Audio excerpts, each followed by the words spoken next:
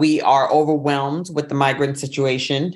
They're actually having them sleep on the streets until they open up more hotels, which I think is the most inhumane and ungodly thing I've seen in a long time. And where are all the Christians and where are all the churches, and how come they're not opening their doors and saying, bring the migrants here? I mean, half those people are probably fucking Catholic. Anyway. Oh, that's a good point. We should do a whole episode on this latest chapter of this ongoing shit show that is the migrant crisis at our border. And it's unnecessary. And it's a failure of policies on both sides of the aisle. It's a failure to demonstrate that God is in anybody's life. And I'm really tired of hearing about values when you have 140 people sleeping on the street around the corner from one of the richest areas in New York City. Nonetheless, it is happening, and it's deeply disappointing to see. Yeah. In the meantime, Maui is on fire. It looks like purgatory. Yep. Shout out to Lahaina. Peace and love. Yes. Quite a situation going on. And it just seems like it's just a weird time in the world. I mean, I don't know what to make of it anymore. Don't even start with this, with what's going on in Africa right now. We're about to have a war. And I know it's like, oh, of course, another war. No. This might be multiple countries in the same region all going to war at once. Yeah. That's a whole, like, that is worth a whole nother episode, the Niger coup and how that is being handled, and France with their, let's just say with the way they handle things, and leave it at that for now.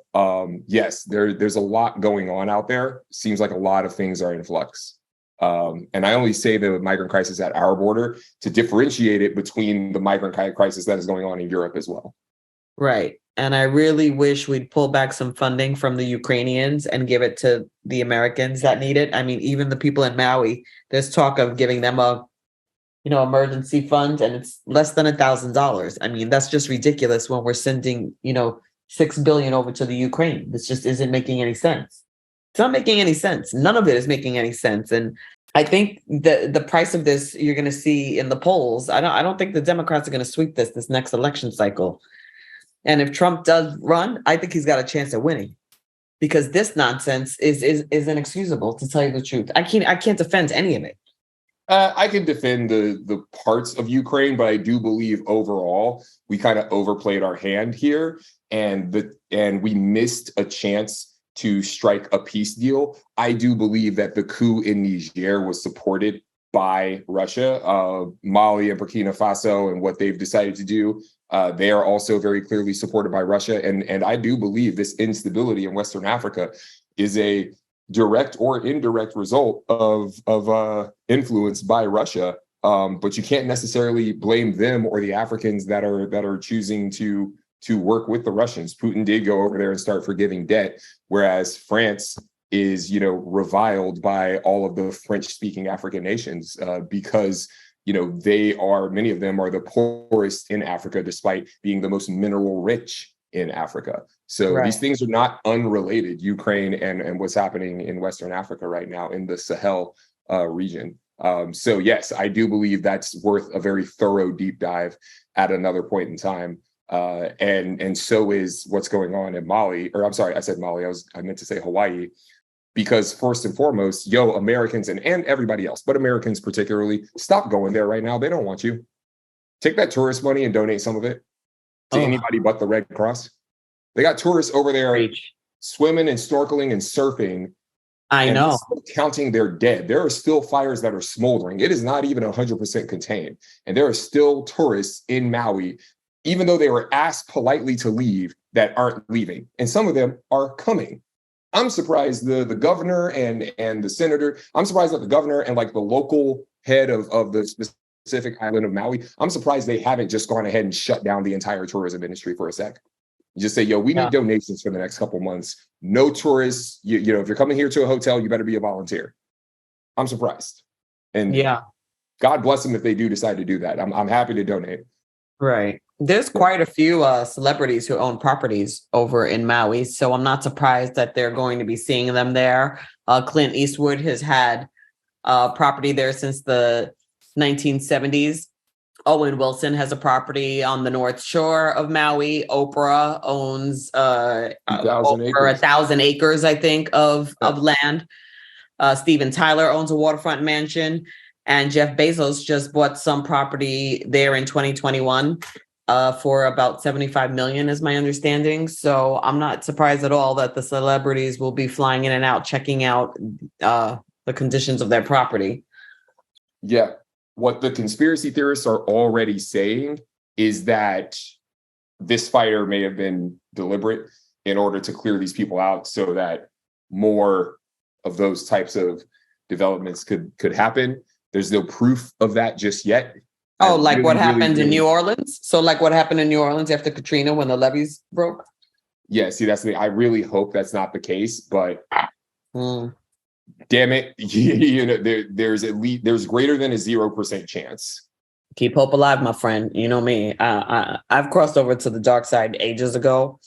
I believe every conspiracy theory. I believe that the seed to every conspiracy theory is true. I don't know if the full blown blossomed tree is true. Most likely not. But the seed itself, where there's a candle, there's fire, no matter how small. Yeah, like even if this fire wasn't deliberate, it doesn't necessarily mean that evil motherfuckers aren't going to try to take advantage of the situation. Right, because there's always somebody lined up to take advantage of a situation. Shit. That's how most wealthy people got wealthy.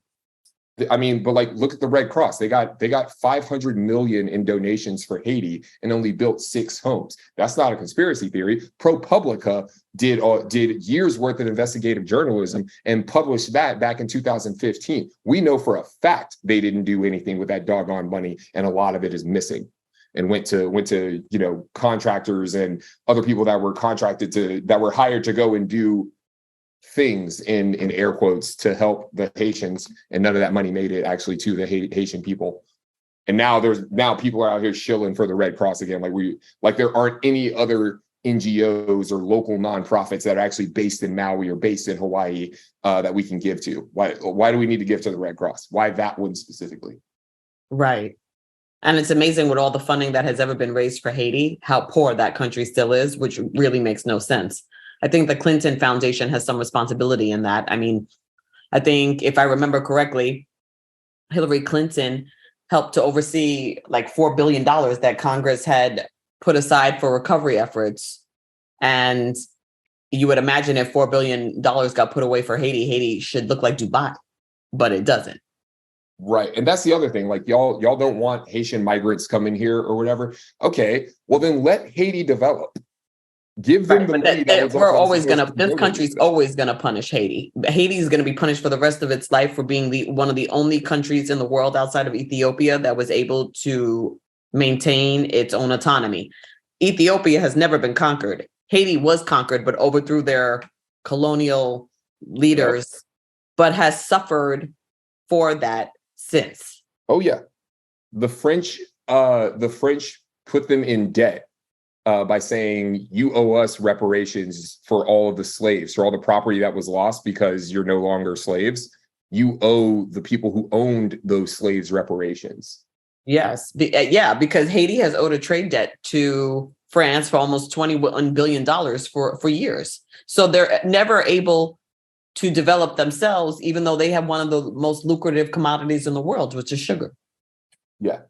Yes. Oh, and also there's other chicanery that happened with Haiti since then. There's an instance, I believe, in the very early 1900s or very late 1800s, wherein U.S. military just went into their central bank and seized money there and took it. Right.